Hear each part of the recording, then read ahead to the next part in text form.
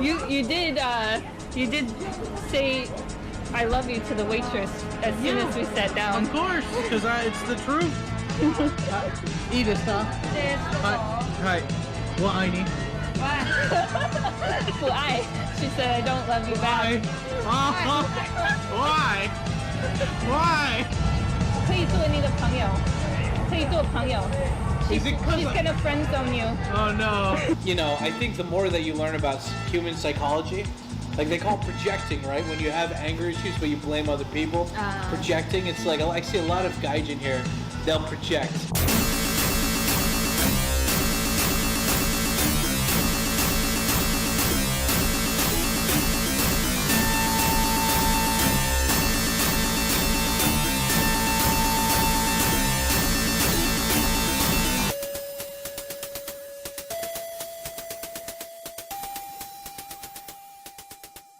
But anyway, yeah, since I've moved to Japan, I've had sex with, I wouldn't say like thousands of women, but definitely, I've had a good healthy number that's always growing. You know, like I've dated some quite attractive women in the past. You know, I've always prided myself on dating quite attractive women.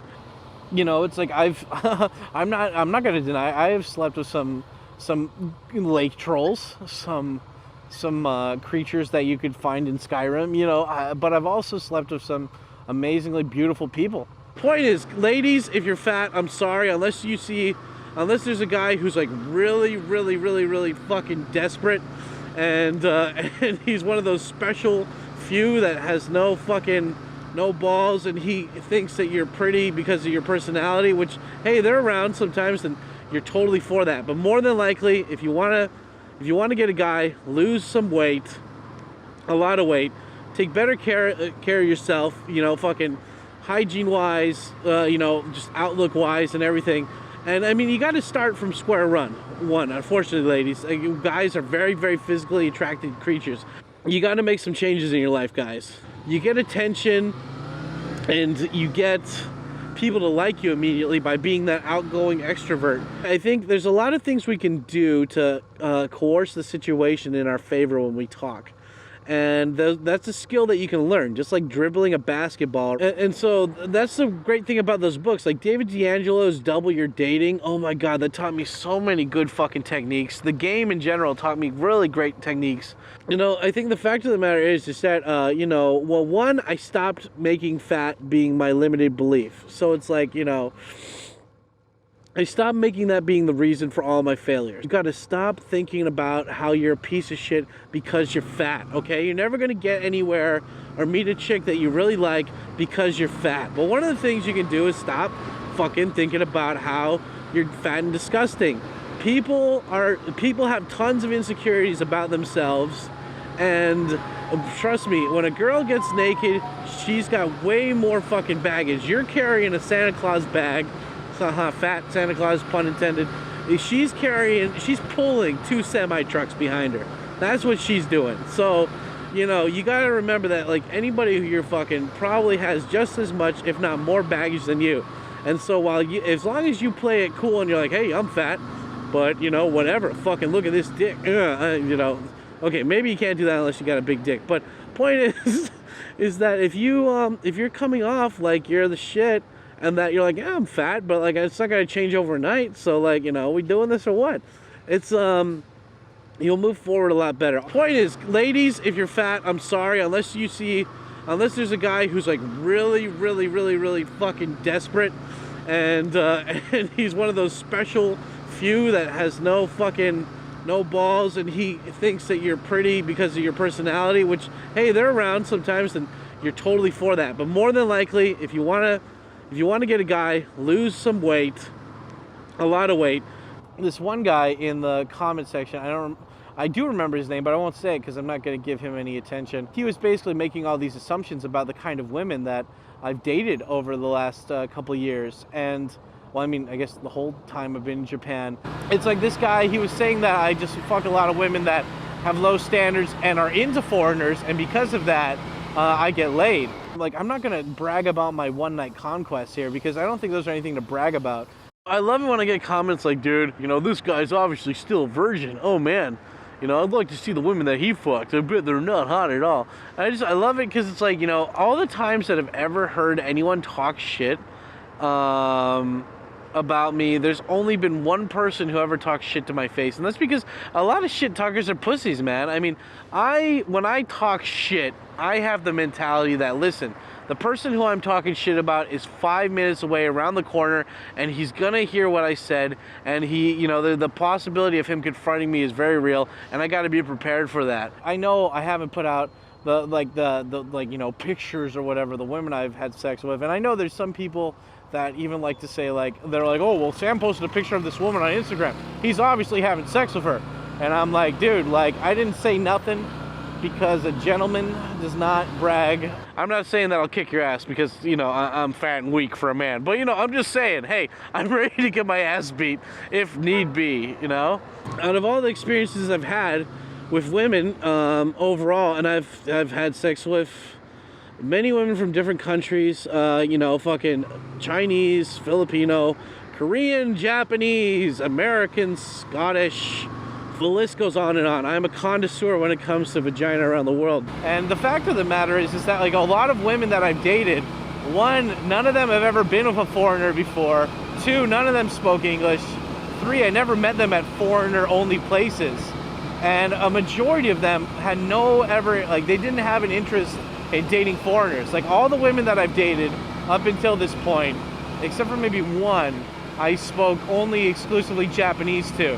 I wouldn't consider myself a player or somebody who disrespects women. Look, if I can get laid, you can get laid too. And I saw one comment being like, yeah, Sam, well, even if he's fucking chicks, whatever, he's not fucking hot chicks. He's probably getting 6s or 7s. He's not fucking supermodels. And, you know, my only reply to that is like, why are you angry? Like,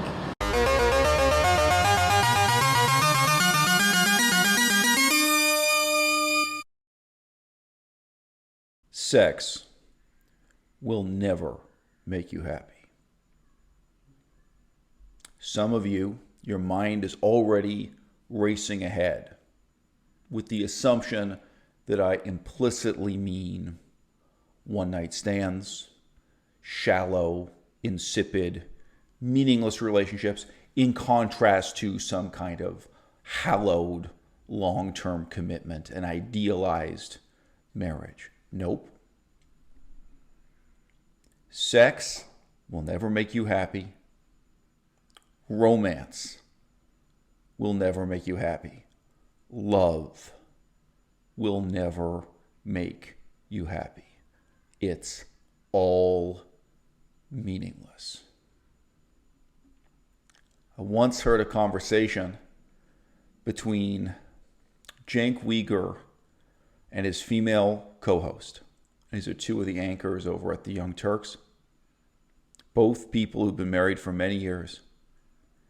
And they were sitting there wringing their hands with regret because it had been so long since they'd felt butterflies in their stomach, since they'd felt nervousness and fear when flirting with someone in the first stages of initiating a new sexual relationship. That, for them, as middle-aged married people, right? That was a fond memory from their youth, and they were lamenting how long it had been since they had felt that way. And then they sat there and kind of reassured themselves, well, oh no, but you've got to do the right thing. You've got to stay committed. You've got to stay married. Like, you can't split up for this kind of fleeting pleasure. Guess what? Both are meaningless. I read a study of American paratroopers, the guys who jump out of helicopters. It's not worth telling the whole story now as to why I was reading this strange document. But you know what? The thrill of jumping out of a helicopter or jumping out of an airplane with a parachute in your back, it only lasts the first 5, 6, or 7 times. The first time you're terrified, right? And this has been studied. Like, how many repetitions, how much training do people need till they're really good, they're really calm, and until it's completely routine to jump out of an airplane, to jump out of a helicopter, all right? at some point, if it's the thrill that interests you, the thrill is gone. Because the instinct you're talking about there is fear. What people misperceive as happiness is fear. What people think is thrilling about sex, about love, about romance is fear. Bread doesn't taste good if you're not hungry. If you're ravenously hungry, the lowest quality scrap of Wonder Bread, factory-made, stale bread, tastes amazing. Okay? Water, if you're not thirsty, seems to have no taste at all. And when you're dying of thirst, it's the most amazing sort of flavor. These biologically rooted experiences that we call pleasure, that we call romance, that we call love, that we call courage, that we call heroism, they're all meaningless. They're all pointless. And if you're one of the people in the audience who's on Tkyosam side of things, if you're someone who's enormously overweight or just struggling with being ugly and unappealing to the opposite sex, you may now be sitting with your arms crossed, furious at me, and saying, well, it's easy for you to say. A man who has jumped out of an airplane with a parachute on more than 100 times, it's easy for him to say, it's meaningless. It's no big deal. There's nothing to be afraid of. But what a thrill it would be for you if you could step out the door of that airplane just once. It's easy for me to say, and that's why I'm saying it. It's easy for me to say, and I'm right, and it's true. And even if you never have the depth of experience that lets you feel the way I feel, it's really important for you to know what I know so that you do not ruin your life in the way Tkyosam has.